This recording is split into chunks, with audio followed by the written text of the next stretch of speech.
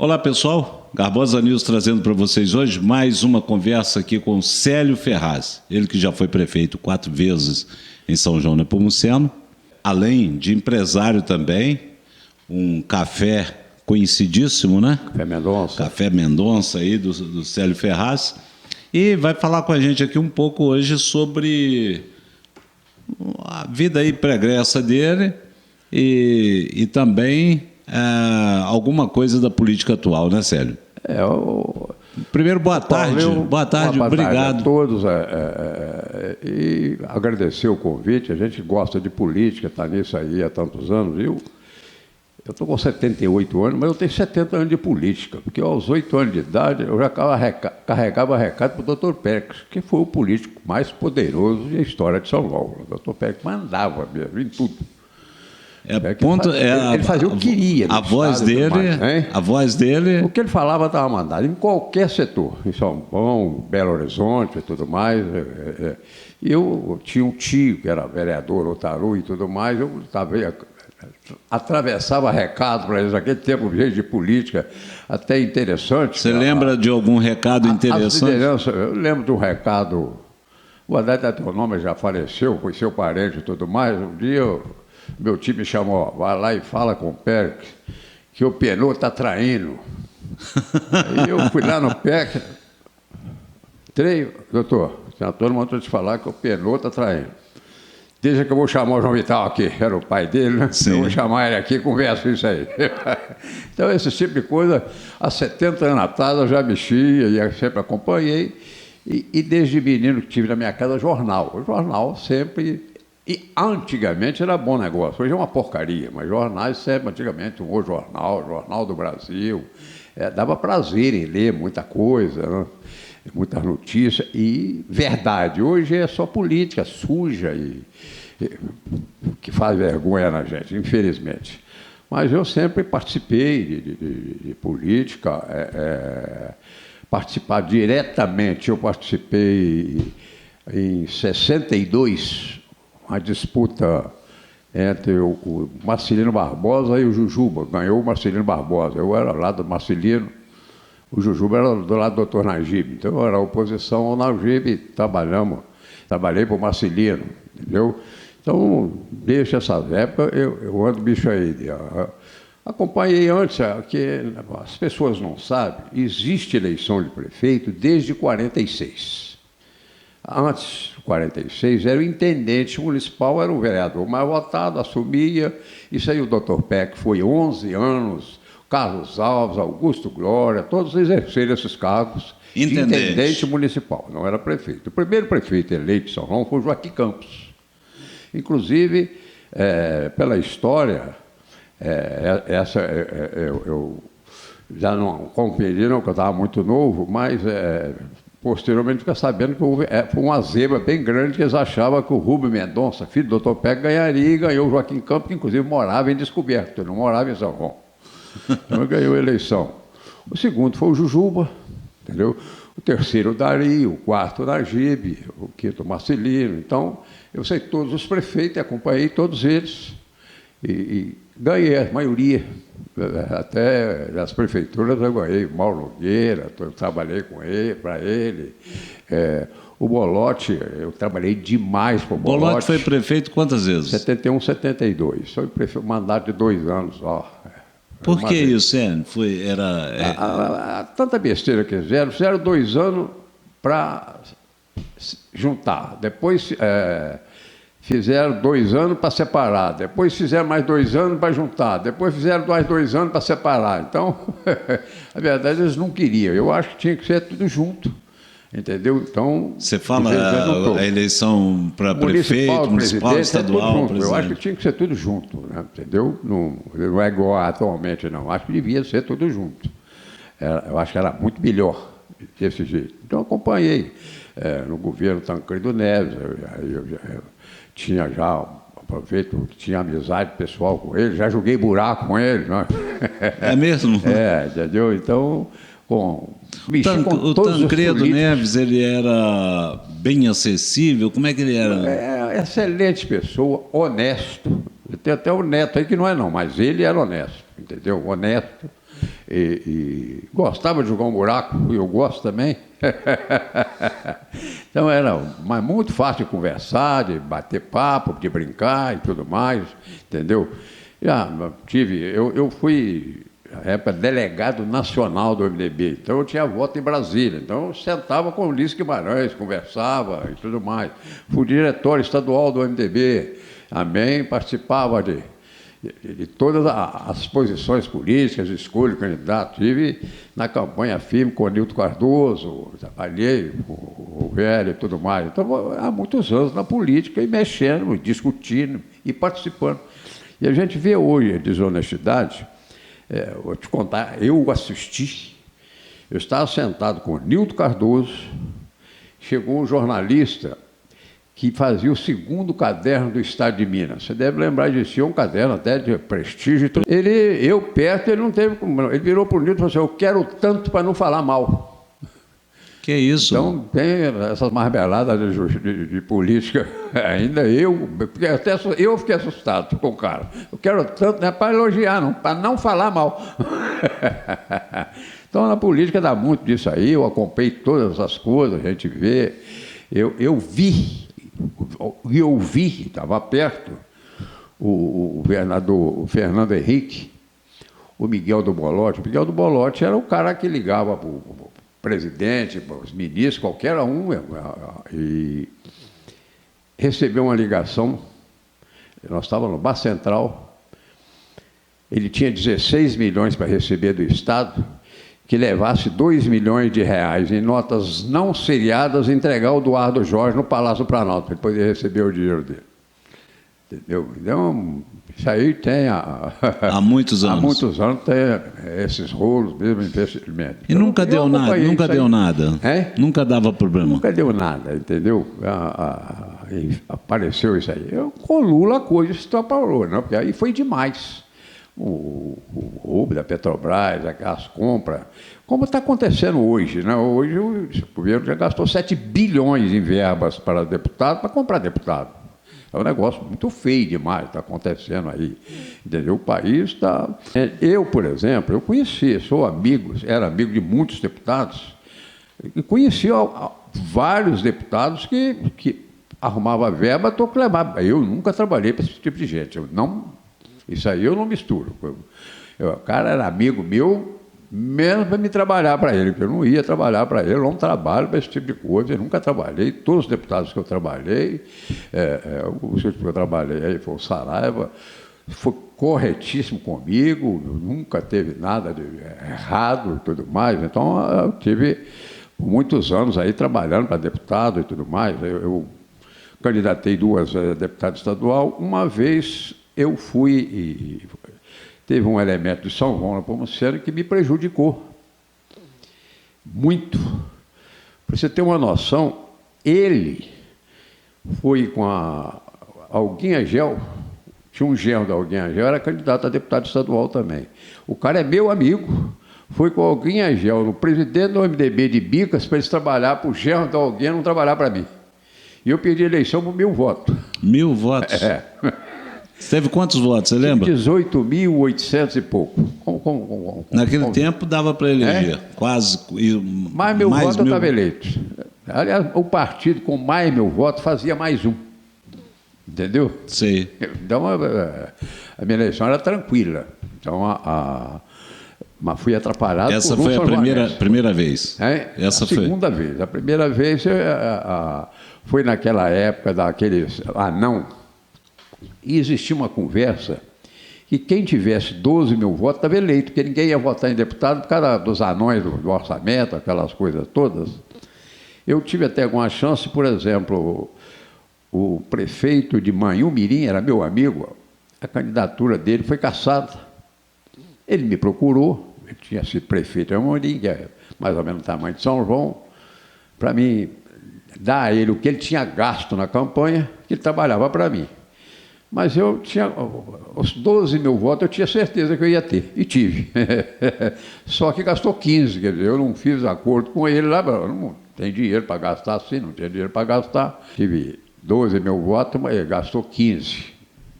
Então a situação Ô, Célio, mas como é que explica isso? Você, 12 mil votos para deputado estadual, né? É. E aqui em São João, hoje tem quantos mil eleitores?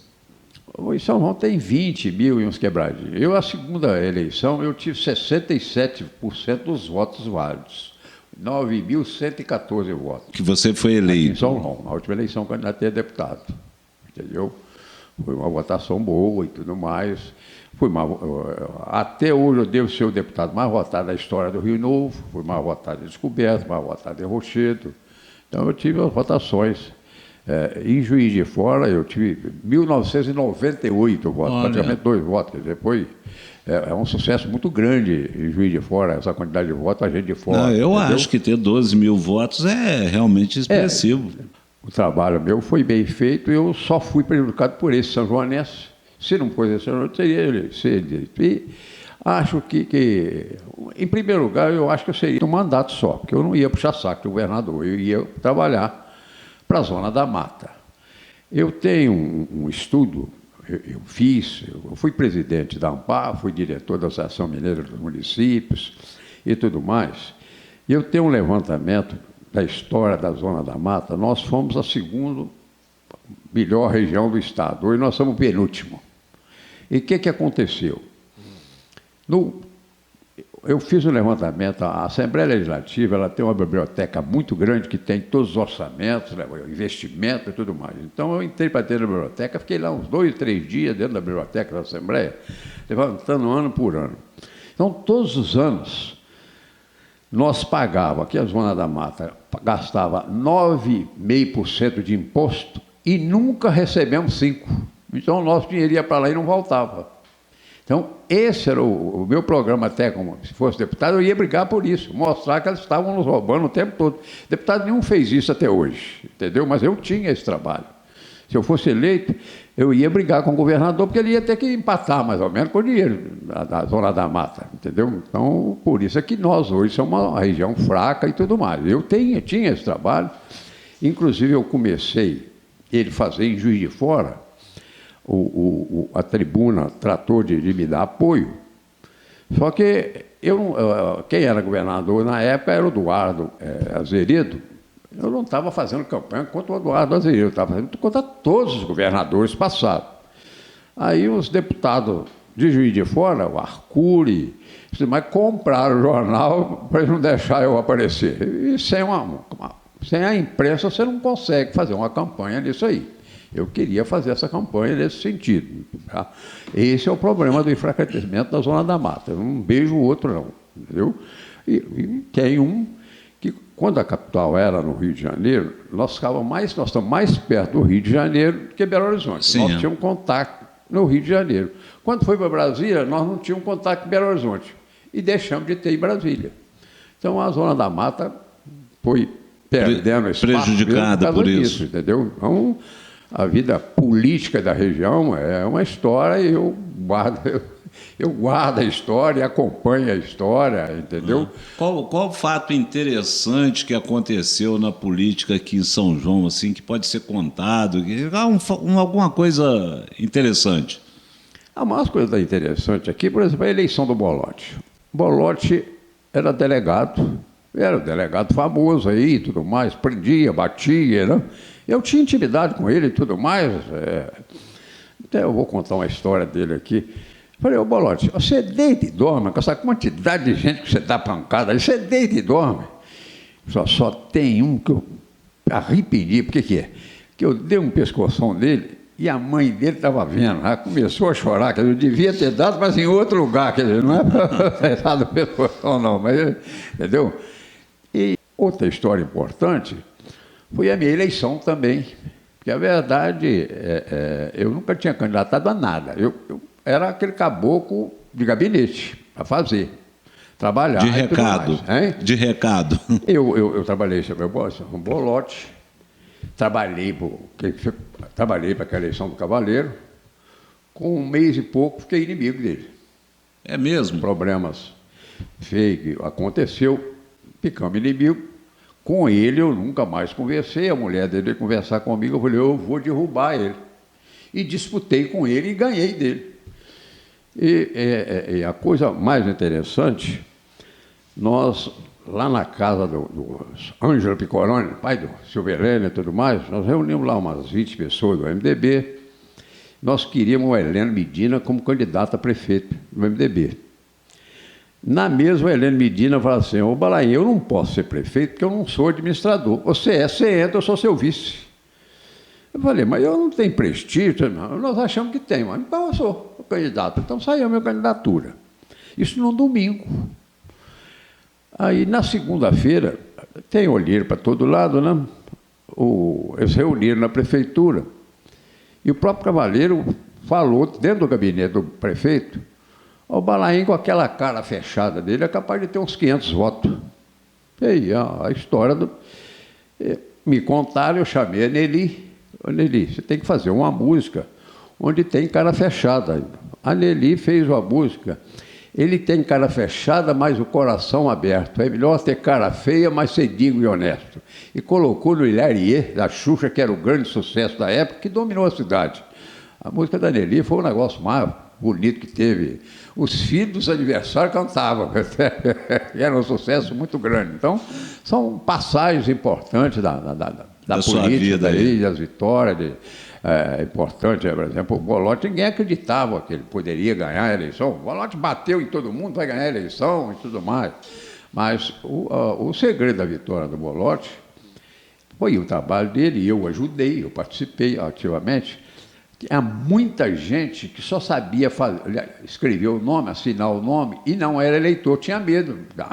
Nós levamos esse pessoal tudo para filiar. O Gabriel Tomei era o responsável pelo eleitoral e quase morria de raiva. Ele me via, sabia que eu estava levando 15, 20 homens para ele fazer alistamento eleitoral. Então, foi um dos motivos também que foi essa vitória bonita na época e tudo mais.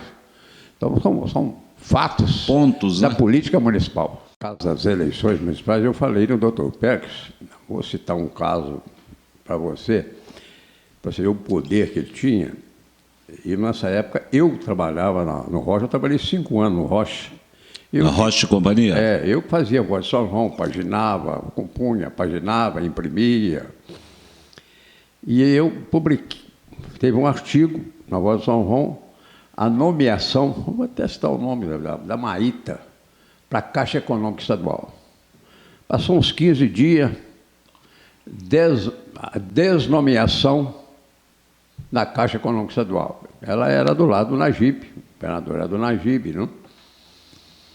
Passa uns 15 dias, nomeação para a Caixa Econômica Estadual. Passa uns 15 dias, desnomeação. Aí saiu uma coligação PSD-PR na cidade, entendeu? Aí saiu a nomeação dela pela terceira vez, aí ficou. O PEC ia e desnomeava, ele não só nomeava, ele desnomeava também. Mandava mesmo. Tinha poder mesmo, ninguém podia discutir isso não, porque ele comandava a cidade em todo o setor, o juiz de direito, em todo o setor. Era ele que tinha o poder mesmo e tudo mais. São João, nesse tempo, tinha quantos mil habitantes? O problema é o seguinte, São João, quando eu assumi a prefeitura, tinha 16 mil habitantes, e pouco. E antes era a mesma coisa, que tinha muita gente na roça, que foi saindo gente das roças. Nas roças tinha muita gente, entendeu? Quando eu estava no segundo mandato, nós fomos a 23 mil. Foi a época que nós crescemos mais. Foi meu primeiro mandato com o segundo, onde eu construí o Trem Maria, Bela Vista. Se olhar quase todas as construções importantes da cidade, porque São João era um problema. Eu era o presidente do MDB, governador do MDB, então, delegado de polícia, eu sei que arrumava e tudo mais. Nós tínhamos dificuldade de trazer um delegado bom para aqui, o salário do delegado era baixo, ele não aguentava pagar o salário de aluguel na cidade, entendeu? Era difícil isso. Então, quando eu assumi a prefeitura, é construir casa. Eu gosto de registrar umas passagens que eu tive. Na campanha eleitoral, um dos motivos que levou à vitória, pela primeira vez na política em São João, alguém apresentou um plano de governo. Coisa que todo mundo quer apanhar, porque a gente está vendo aí que o presidente atual está perdido, porque ele não tem plano de governo. Não? Com 10 itens. E cumpri 9. entendeu? E um dos interesses principais era a construção de casa. Então eu tive uma passagem importante, uma pessoa, você até assinar o nome dela, já faleceu e tudo mais, na casa do Orlando Varoto. Eu fui, entregava o plano de governo, não acredito nisso, mas me tratou mal mesmo, não acredito nisso, isso é mentira, o político trata essas coisas, não faz e tudo mais. Eu falei, só Orlando, eu sou diferente. Ah, não acredito, não acredito. Então, assumi a prefeitura, comecei a construir casa. Num dia eu estou em casa, umas 7h da noite, bateram na porta lá, chegou o Orlando Varoto e a mulher dele. Doido, mas vim te pedir desculpa. Eu falei com você que não acreditava, você falou que garantiu, e você é homem mesmo, vim aqui. Então, são as coisas importantes que a gente vê na política, essas passagens, não? E sempre foi meu amigo e tudo mais, não teve nada, mas eu fiquei até assustado com aquele tratamento e tudo mais. Mas ele fez questão, ele foi na minha casa à noite me pedir desculpa, eu não acreditei em você, você é diferente mesmo. Então, esse trabalho, você vê São João, você vê a Capela Mortuária, eu fiz. Anel Rodoviário, eu que fiz. Bela Vista, eu que fiz. Trem Maria, eu que fiz.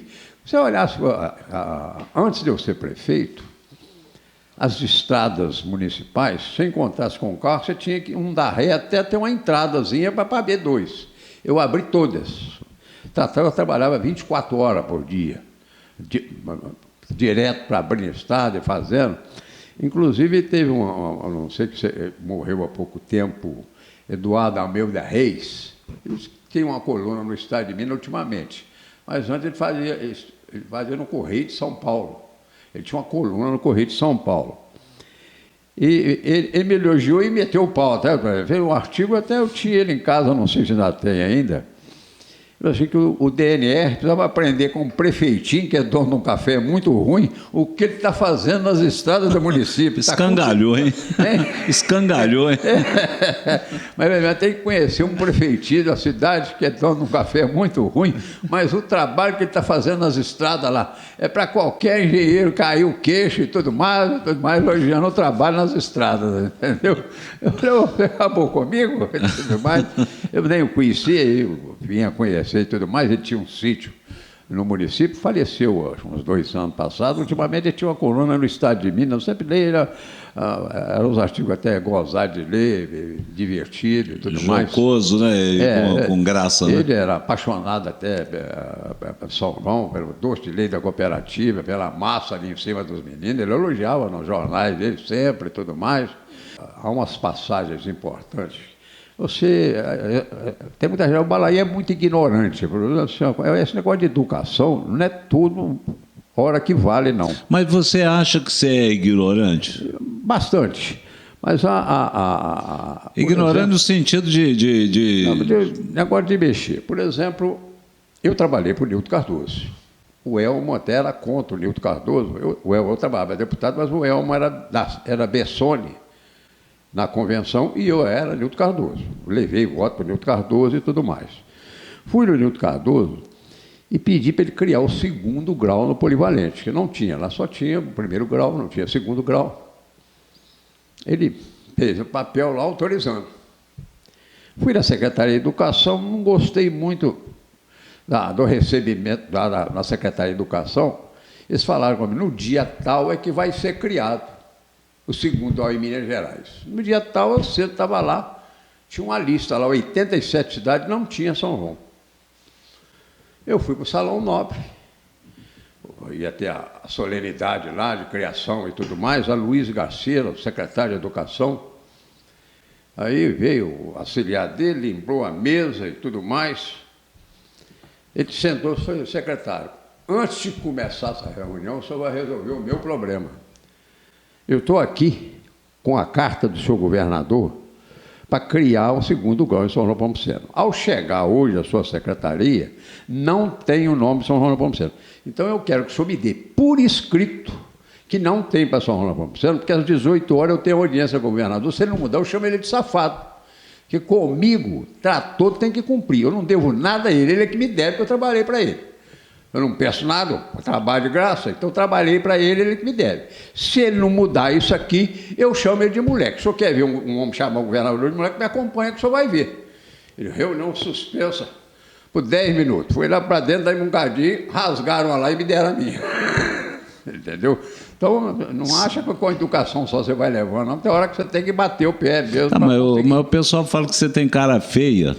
Bom, eu particularmente não acho a cara bonita, não, né? Mas você não deve achar a minha bonita, não, né? Essa cara feia, ela saiu dentro da política mesmo. Na segunda-feira, quando foi lançada a minha candidatura, né? Foi falada mesmo pelo meu então adversário. Eu falei com aquela cara fechada dele, deve ter uns 500 votos, né? E tudo mais, aí a Nelly pegou esse negócio. E fez a música. E ficou uma beleza. A música foi um sucesso mesmo na cidade, me ajudou demais a ganhar. E o plano de governo que nós tínhamos, o trabalho que nós tínhamos, foi muito perfeito, muito bonito. Inclusive, eu falei com você que eu prometi 10 itens, cumpri 9, era fazer uma biblioteca. Fazer um museu? Eu tratei de fazer um museu. O museu você não faz se a comunidade não te ajudar, né? Então, foi o único item que eu não comi. Porque nos meus 10 itens tinha um museu e eu não consegui fazer o museu. Mas fiz a capela, fiz todos os outros itens. A capela mortuária mudou muito a questão eu estava fazendo, dos velórios, né? Quando eu estava fazendo, inclusive, hoje a gente acha até graça, não adianta isso não, o pessoal aqui gosta de fazer velório em casa mesmo, eles nunca mais fizeram, né? Então, essas coisas tudo acontecem, mas ficou bem feita, graças a Deus, sempre eu gostei de trabalhar. Semana estive conversando lá no trombeteiro, eu fiz o trombeteiro sozinho. Entendeu? O trombeteiro nunca me deu um litro de gasolina. Eu ia lá, eu ia para Belo Horizonte, ia para Juiz de Fora, ia para todo lado, para resolver os problemas e tudo mais. E sempre trabalhando, e quando pego as coisas para fazer, eu gosto de fazer e fazer bem feito.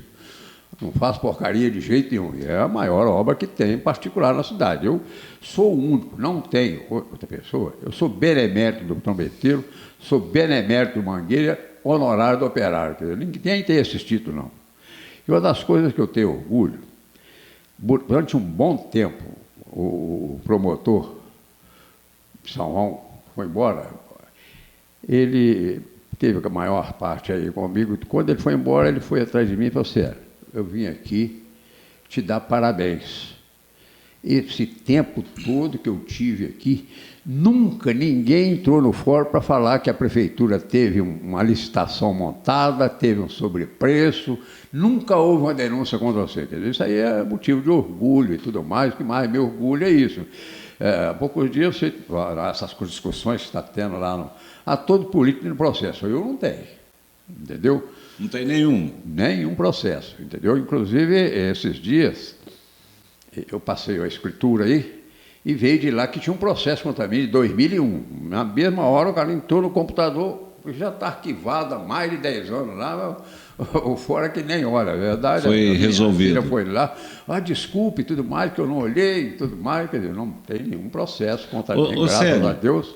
Agora, uma coisa, você falou aí da sua experiência na política, falou da sua cara feia, 2024 vem aí, né?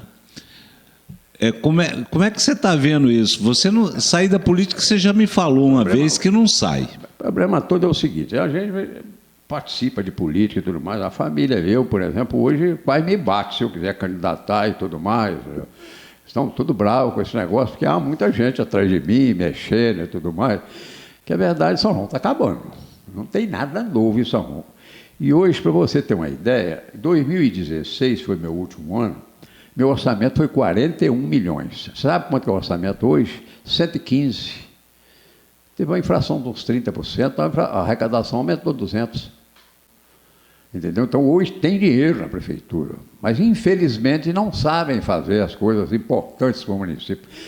Com o dinheiro que tem aí, se eu administrasse com o dinheiro que tem aí, vamos pensar. Nós mudaria a cidade. O que você faria em primeiro lugar? Em primeiro lugar, eu assaltaria todos os distritos. Entendeu? Carlos Alves, Tuí. Você fala a estrada daqui até lá? Assaltava toda a estrada. O dinheiro que a prefeitura tem, dá para fazer isso, brincando. Melhorar bem a educação. um salário pessoal e mais exigência, porque, por exemplo, eu acho... Mas isso depende do prefeito? Depende, principalmente da educação de primeiro grau é da prefeitura, a responsabilidade é da prefeitura, entendeu? Então, por exemplo, eu fiz um projeto no meu primeiro, mas infelizmente ele não foi cumprido a meta. Então, por exemplo, você fazer um projeto hoje, vamos dizer, a prefeitura está ganhando R$2.000, ela vai ganhar um prêmio de R$1.000 no salário dela, se no fim do ano tiver 95% de aproveitamento da turma, entendeu? O aprendizado da turma, fazer quem está trabalhando bem, entendeu? Tentar melhorar a educação nesse sentido. Quem fez os melhores trabalhos tem um salário melhor. Isso aí são uma das coisas que eu acho importante fazer, entendeu? A administração tinha condição de fazer isso, tem condição de fazer isso, melhorar a saúde, porque a saúde em São João, a prefeitura hoje, ela só tem empregado médico de família, porque médico de família aí tem dinheiro de Brasília e tudo mais, porque tem um promotor em Juiz de Fora, tem um promotor que cuida da saúde. Eu tenho uma interpretação pessoal do promotor, não sei se é verdade.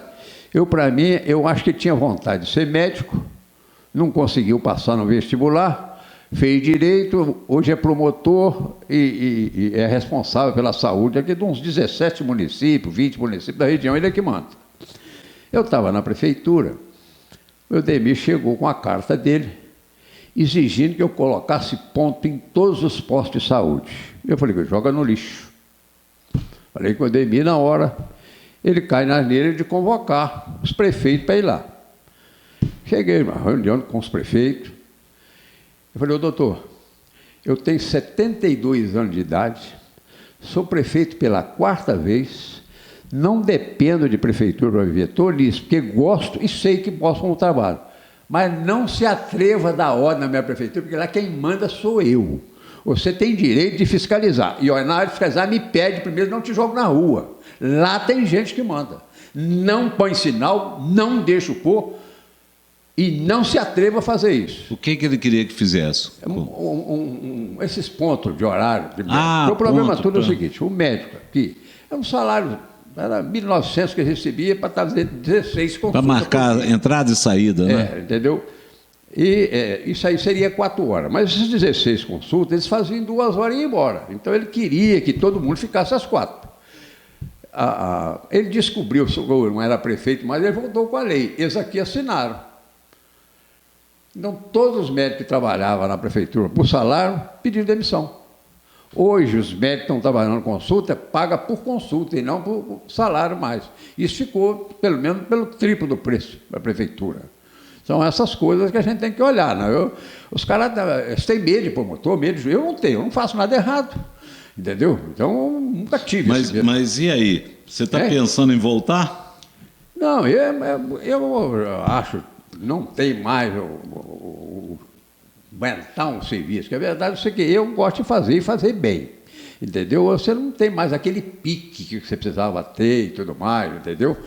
A gente sente... Você está mais para os bastidores? Estamos olhando. Só que a gente está muito difícil, porque as pessoas...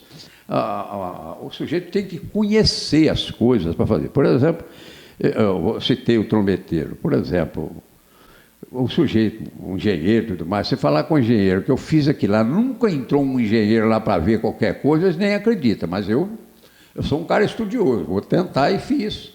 E tudo mais. Então, eu sou muito estudioso para aprender o que não tem que fazer. Esse pessoal não conhece nada. Então, por exemplo, o dia que eu fui tomar posse, dia 1º de janeiro de 1989, eu estava colocando terra para solenidade de posse.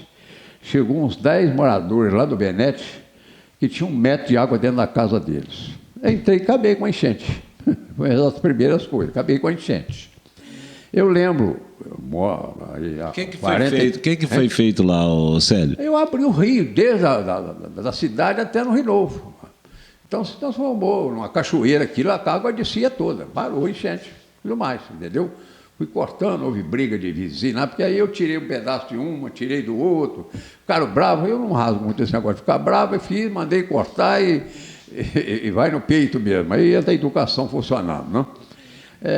Por exemplo, eu passava para casa, olhava o campo do Botafogo quase cheia, a trave de água, a enchente. O que era aquilo? Era o campo de aviação. Eu botei 500 caminhões de terra do lado de cá do campo e joguei a enchente lá para fora. Nunca mais deu enchente ali. Quer dizer, nenhum prefeito sabe disso. Eles olham essas coisas, têm noção. O prefeito tem que ter noção das coisas. Por exemplo, nós temos um problema sério em São João. Eu contratei uma empresa especialista em índice pluviométrico. Do pontilhão para cima, chove 72 mil litros por segundo. Uma chuva mais ou menos forte. A nossa capacidade ali no Silvio Heleno, onde tem ponte e tudo mais, é 76 mil litros. Aí vem essa região aqui, olhando a Cavaleira e tudo mais, aí vai dar 100 e tantos mil litros, vai dar enchente na cidade. Então não pode impermeabilizar aquele solo lá. E eu proibi. Deixaram fazer outras pessoas. Eu não, por mim ninguém construía, não, eu não deixava. O prefeito tem que pensar essas coisas, para amanhã você não reclamar. Se choveu em São Paulo, é enchente. Acabaram com as passagens, impermeabilizaram o solo, acabaram com as passagens d'água, vai dar enchente mesmo. Isso é que a gente tem que evitar. Eu vou ter um problema. Quando voltei em 2013, eu procurei uns órgãos do Estado para eles me ensinar como é que uma lei que eu fizesse difícil de desmanchar ela. A chefia desses órgãos, IEF, essas coisas, tudo é UBA, mas Juiz de Fora, UBA. Foi lá, rodei neles todos lá. Teve um até que debochou de mim e falou: você está preocupado com coisa daqui 30 anos? Eu falei: eu tenho que preocupar com coisa daqui 30 anos, porque hoje eu resolvo, daqui 30 anos eu não estou aqui para resolver. Entendeu? E eu fiquei até aborrecido. Isso aí construiu até uma briguinha minha. Foi uma reunião em Juiz de Fora. Aí a prefeitura tinha o lixo ali depois do trombeteiro. O trevo ali tinha uma árvore e a polícia começou a parar ali. Olha, não existe em cidade nenhuma um caminhão de lixo que não tiver uma luz quebrada, tem uma coisa, sempre tem alguma coisinha e tudo mais, não? Então talvez o cara ficar 2, 3 horas esperando a polícia sair para ele ir jogar o lixo fora. A verdade, o funcionário da prefeitura mesmo matou a árvore lá. Aí apareceu um sargento e o cabo me aborrecendo. E está em cima de mim e tudo mais. Mas eu conheço um ato desonesto dele. Ali, onde é o Zé Maria Fã, tem uma rua em cima de uma mina, que ele conhece a mina. Eu falei: quanto você ganhou de bola para você deixar fazer a rua em cima de uma mina? Agora vem me encher o saco aqui por causa de uma poda de árvore? Eu não quero saber de nada, não. E ele deu azar. O coronel do meio ambiente chama a gente para uma reunião em Juiz de Fora. Eu falei: ô coronel, está acontecendo isso, isso, isso. Acho que vocês estão preocupados em poda de árvore, passarinho, o que precisa vocês não olham, não. Eu fui debochado, um setor seu, falando que eu estou preocupado com coisa daqui a 30 anos. É uma coisa que você devia preocupar também. Agora, e um sargento e um cabo no meu gabinete me encheu o saco com uma poda de árvore, se ele não tem serviço, eu tenho. Eu não gosto dessa molação, não. Mas foi um sururu no meio do pessoal, velho. Daí, uns 3, 4 dias, apareceu 3 carros da polícia, aí um tenente-coronel trazendo o sargento e o cabo para me pedir desculpa. O cara estava com ódio mortal, entendeu? Mas fiz e... Resolveu. Aí resolveu a pendenga. Resolveu, não teve problema nenhum. Ô, Sérgio, aqui, nós estamos conversando aqui, mas vamos falar um pouquinho da política atual. Você está muito bem informado, que eu tenho acompanhado aí as suas opiniões aí, você manda sempre uns vídeos aí e tal. A política atual, né? O governo atual, o que está acontecendo no nosso país? Você pode resumir para a gente, na sua opinião? Eu vou até começar mais antigo, porque onde teve muita gente que votou no PT por esse assunto. Você é mais novo que eu, mas lembra, no tempo do Fernando Henrique, presidente, você depositava 100 mil no banco, o banco só podia emprestar 40. Era depósito compulsório. Os bancos não tinham dinheiro, você sabe, você deve lembrar disso. Sim. Era difícil arrumar dinheiro emprestado. Para quem conhece o PIB, muita gente conhece, o PIB são os 8 itens que faz o PIB. Um deles é a parte financeira. A parte financeira do PIB, no Fernando Henrique, era 15%.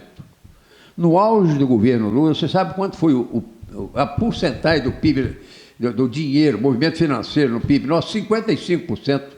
45% para a indústria, comércio, trabalho, tudo.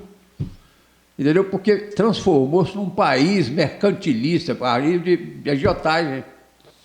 Então, muita gente arranjou dinheiro fácil. Quando chegou na eleição agora, você estava achando, no tempo dele tinha dinheiro fácil. Mas é que ele pegou dinheiro sobrando nos bancos e mandou emprestar dinheiro ao carro há 84 meses, começou essas coisa que o Fernando Henrique não deixava, entendeu? Então tem muito eleitor que ficou enganado por isso, porque não conhece a verdadeira história, entendeu? Porque o governo foi falho em tudo, no primeiro ele foi, que pegou, que estava organizado, eu não gosto de Fernando Henrique, não, ele fez muita besteira, mas estava organizado e tudo mais, ele conseguiu empurrar um codinho, mas ele candidatou dessa vez, em primeiro lugar, eu ganhei a eleição, o Cavaleiro considerava a maior liderança política da cidade, eu ganhei a eleição, mas eu tinha um plano de governo, e eles não tinham, igual o Lula não tem um plano de governo, ele não tem cabimento, o cara ser presidente da República sem ter um projeto. O que ele vai fazer? Ele não tem noção nenhuma, quer dizer, tem ministro que ele não conversou nem uma vez até hoje. Quer dizer, não tem cabimento você ter um governo de 37 ministros. Não existe. Quanto mais é só trabalho e despesa para o governo. Não tem projeto, o que é que vai fazer? Tem, e o plano dele, aí me faz medo, e a verdade me tira o sono, me preocupa demais. Porque eu estou velho, talvez não demore a descer a avenida lá, mas eu tenho meus filhos e meus netos. Eu não quero meus filhos e meus netos vivendo num país comunista. E esse pessoal quer aplicar o comunismo no Brasil. Entendeu? A liberdade já está sendo colocada, a liberdade de expressão. Estão tentando. Saiu ontem, você viu aí, estão querendo fechar a Jovem Pan. Saiu ontem a Procuradoria para fechar a Jovem Pan, a rádio 80 anos. Mais a TV e tudo mais. Então, nós, quem assiste televisão e tudo mais, viu o presidente falando que ele está lá para perseguir. Vai vingar, que ele foi preso e tudo mais. Quer dizer, como é que você vai ficar num país desse jeito? Entendeu? Todos os países comunistas fracassaram, todos. Aí você vê, essa semana teve uma explicação muito grande, vai ter essa reunião aí do Fórum de São Paulo. O que é o Fórum de São Paulo? Quando acabou a União Soviética, está lá a briga lá da União Soviética, a verdade era aqueles países, tudo era União Soviética. Né? A Ucrânia fazia parte. A Ucrânia fazia parte. Tudo. Quando acabou aquilo lá, o Fidel Castro com o Lula fundaram aqui o Fórum São Paulo para transformar a América Latina toda no que era a Rússia, na unidade das repúblicas socialistas soviéticas. É com esse intuito, entendeu? Então eles estão trabalhando até hoje,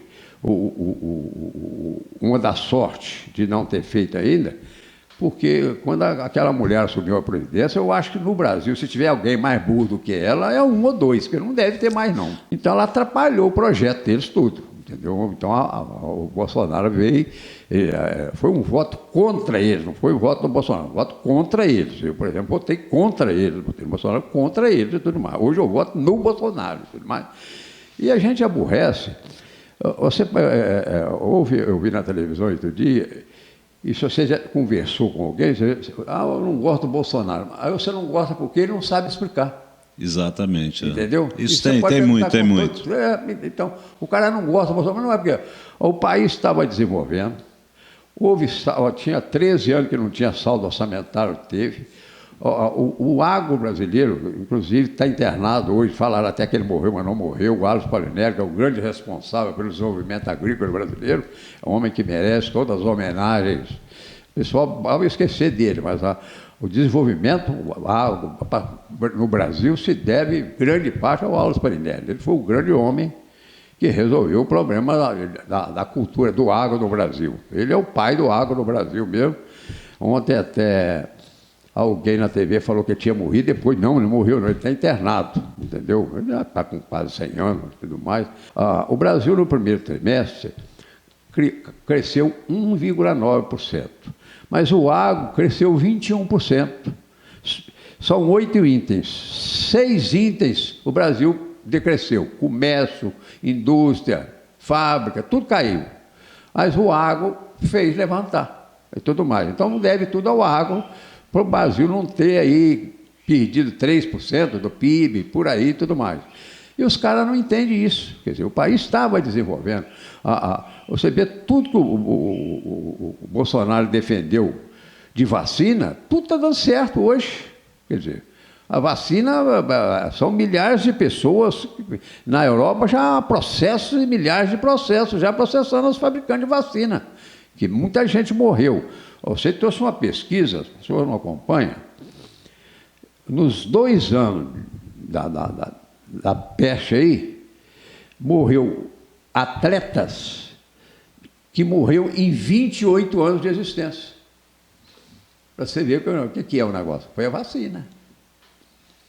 Entendeu? E eles querem... Quer dizer, hoje o Supremo aí querendo fazer medo. Você não pode fazer... Mas é que você não pode falar mal do presidente, você não pode falar mal do ministério. Então,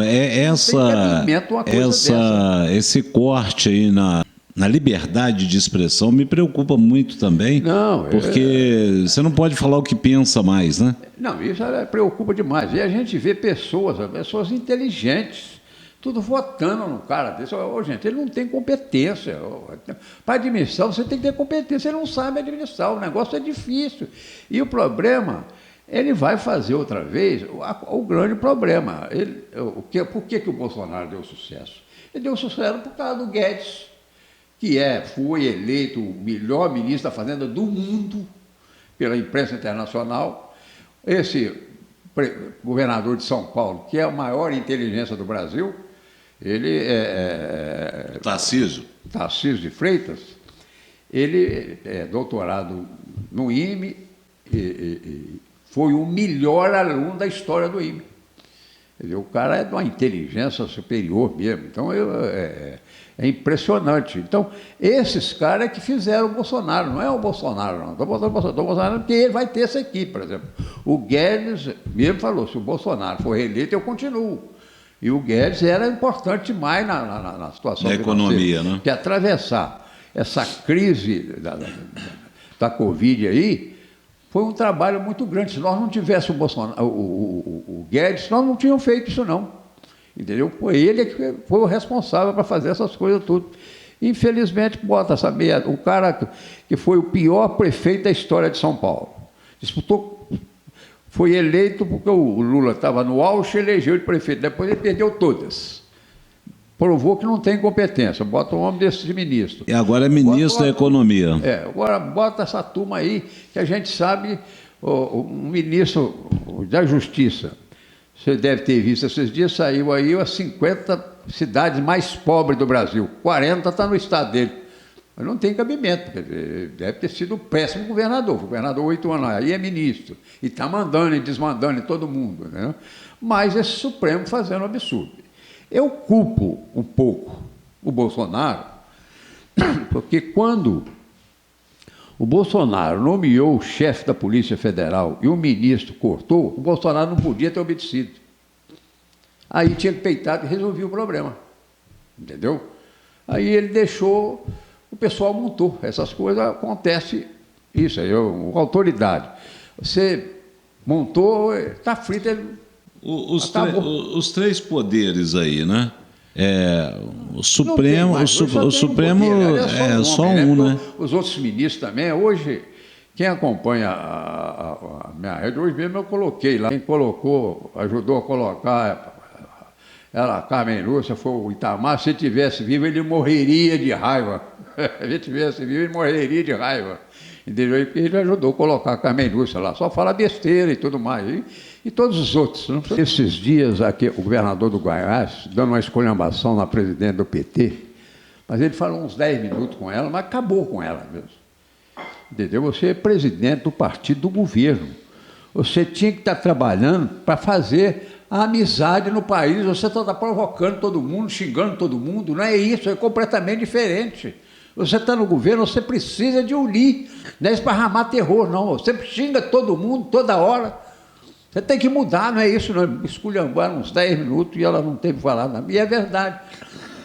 Quem está no governo é que tem que acalmar, não brigar. Não, a verdade Você não pode assumir uma prefeitura para vingar, um governo federal para vingar. Ele declarou que está lá para vingar. Isso não existe no ser humano, não. O cara, ao dia que ele entra lá, ele é presidente de todos os brasileiros, quem votou e quem não votou. Apesar de não me surpreender porque eu conheci ele, mas a verdade, eu tenho raiva de quem votou nele mesmo. Tem raiva, o cara não tem cabimento votar, não. O cara não pensou no Brasil, não pensou na competência, não pensou em nada para votar num sujeito desse, que não tem cabimento. E nós estamos numa situação difícil e com tendência a piorar. Eu, por exemplo, eu tenho medo. Tenho medo. Eu conheço tudo de política e nunca vi nada parecido. Eu estou falando, tem 70 anos que eu mexo com esse negócio aí, nunca houve nada. Eu participei da Revolução, você via essa época da Revolução. Não houve essa perseguição que existe, não.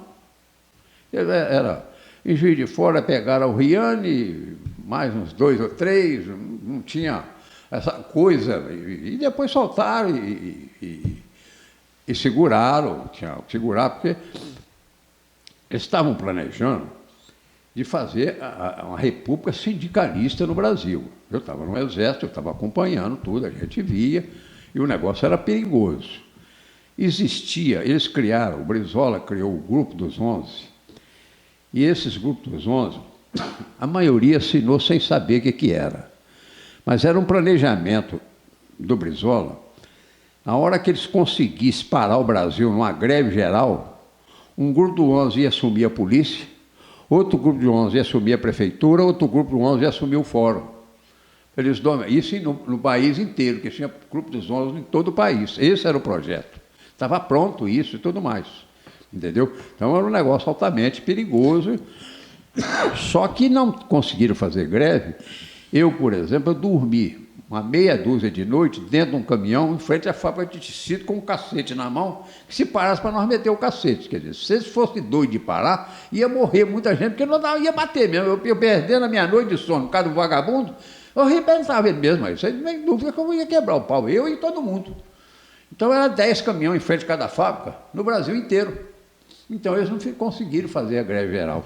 Aí o Mourão lançou o general Guedes de Belo Horizonte apertou Magalhães, para Magalhães aderir, porque naquela época Juiz de Fora mandava em Belo Horizonte. O Mourão era 3 esteiros, o general Guedes era 2 em Belo Horizonte. Então o Guedes o Mourão, na verdade, ele era mais republicano e tudo mais, mas ele era 3 estrelas. Quando nós chegamos no Rio, eles tomaram Castelo Branco, Costa e Silva, mas eram tudo 4 estrelas, tomaram o poder dele.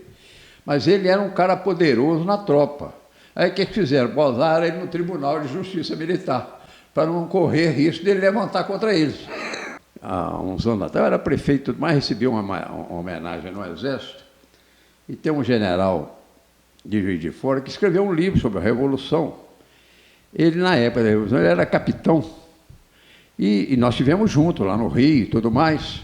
Aí eu estava lá, sentado com os generais lá em Juiz de Fora, falou, general, mas a grande verdade da Revolução você não colocou no seu livro, não. Eles não gostaram, não. Eu falei, por quê? Tomaram a Revolução do Mourão. O dono era o Mourão. E não deixaram o Mourão fazer o que ele queria. O Mourão, para ele, teria nomear alguém, mas depois ter eleição. Entendeu? Mas tomaram a Revolução dele. Entendeu? Então, esse era o programa e tudo mais. Então, hoje, eu acho que a situação do país é muito ruim. Nós estávamos no caminho.